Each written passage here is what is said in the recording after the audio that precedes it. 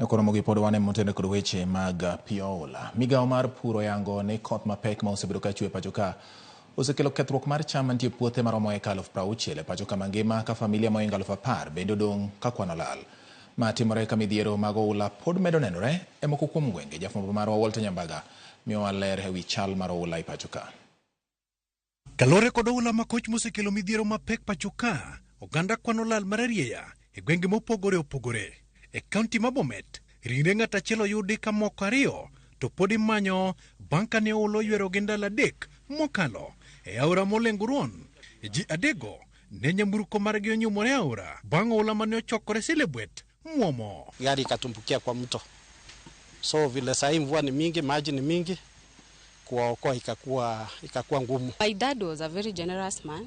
Walikuwa wanaenda for some shopping in Silibwet with my mom. So they met, there were some villagers, wakapewa lift. Only the little did they know that was their last time. Mageti mureka lal mago ulago, mutingo nyaka mardayo kore nyakware. Iki bang' wito ngimagi e cho, mani ostianyore kaluwore kod oula e gweng' ma Matungulu e kaunti ma Machakos. E pacho ka mangima, maromo eka 60 mag puothe oula no ketho.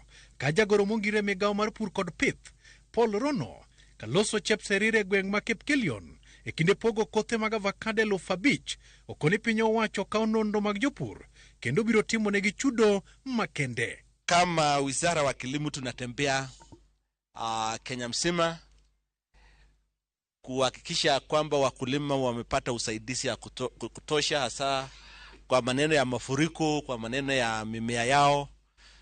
Kwa sababu tumeona ya kwamba hii mvua imeharibu mimea kadhaa na wakulima kadhaa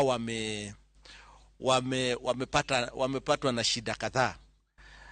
Kama leo tumepata ya kwamba karibu wakulima 10,000 mimea zao zimeharibika. E kaunti ma Isiolo, chenro mag reso ji ma oula odare mieregi kendo jot matek dhi nyime kaluoro nitiere ni ginyalo gamo tuoche maricho mabende oyangore. Sehemu mingi ya Kenya imeathirika sababu ya janga la maji kuchukua mabomba, makazi, manyumba, hata watu wengine wamepoteza maisha. Walter Nyambaga, Ramogi TV.